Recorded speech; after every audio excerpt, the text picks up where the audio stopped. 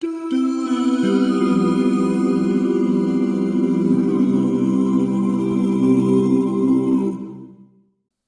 Wednesday morning. Welcome to Begin in the Word. Today we'll be continuing our study in 1 Thessalonians, looking at 1 Thessalonians chapter 4, verses 9 through 12. But concerning brotherly love, you have no need that I should write to you, for you yourselves are taught by God to love one another. And indeed you also do toward all the brethren who are in all Macedonia. But we urge you, brethren, that you increase more and more, that you also aspire to lead a quiet life, to mind your own business, and to work with your own hands, as we commanded you, that you may walk properly according to those who are outside, and that you may lack nothing. Paul begins this by giving one of the best compliments I've ever heard. He says, concerning brotherly love. I want to turn my focus from our sanctification, our holiness, and sexual sin that we read about last time to brotherly love. And he says, you have no need I should write to you. And this is one of the best commendations I've ever heard of a church receiving. It just sticks out as such a beautiful testimony to who they were. Hey, brotherly love, I don't need to write about that. You've already got this one figured out. Your love for one another is mature and models what it should be. It models the call of God. Oh, that we would have that sort of testimony about us if we were to receive the word of the Lord given to us. He tells us why.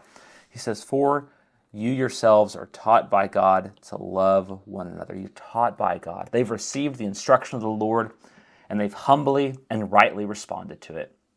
This likely refers to Paul's time that he spent with them, but also to words of knowledge that they may have received from the Spirit's work as it gives them utterance and understanding before they received and had compiled the Word of God together.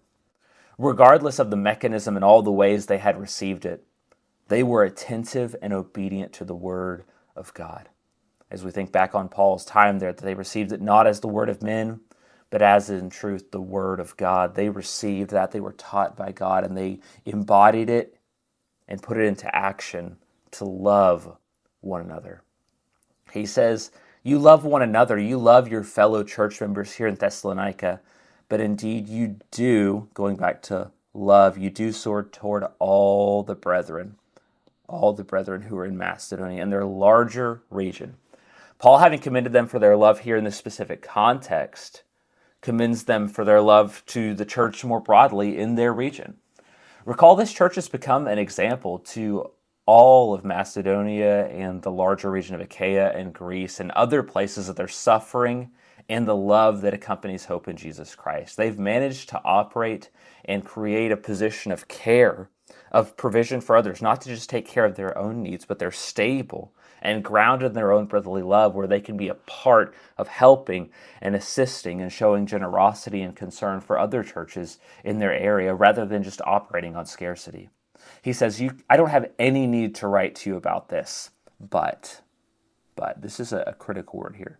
I don't have any need to write to you, but we urge you, brethren, that you increase more and more. This goes back to what he said previously about their need to abound in growth. And one of the ways they need to abound more and more in Jesus is they need to increase their love.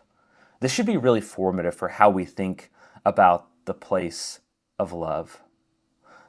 How we think about the place of love in the Christian experience is there's always room for it to grow more and more. You need to love more and more. How much do I need to love the person that I go to church with? More. However much I love them, I need to continue to develop that in the context of my congregation. It's something that can always use attention. Paul said they are exemplary in it, but they always need to increase, because no matter how solid our love and care for one another may be, love is not a zero-sum resource. We draw, and the love that we demonstrate comes from the infinite and exhaustible love of God. It's not a zero-sum resource. It can always grow, and we must never be complacent in its pursuit. How are they going to continue to increase in their love? Well, there's some ways that they're going to do that towards one another and in their actions more generally, is that they're going to try and lead a quiet life and to mind their own business. This is free from trouble, not pursuing trouble from matters that are not your own. As we read in Proverbs, that whoever goes and finds trouble that's not their own is like someone who goes and grabs a dog by the ears. That they should aspire to live a life that's not all full of hubbub.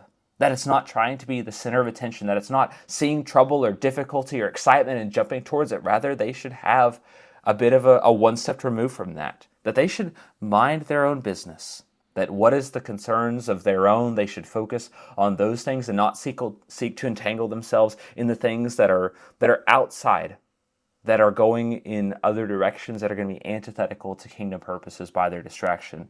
He says to lead a quiet life, to mind your own business. And what does that mean? Well, it means to work with your own hands as we commanded you. This goes back to chapter 2. Goes back to chapter 2 of this letter, where Paul says they gave them an example, that they should work willingly, and they were a part of that. And he says, what does it mean to work with your own hands? What does it do? That there's a causation that happens here. What happens? That you can walk properly towards those who are outside, and so that you can lack nothing. People who are lazy, they give Christ a bad name.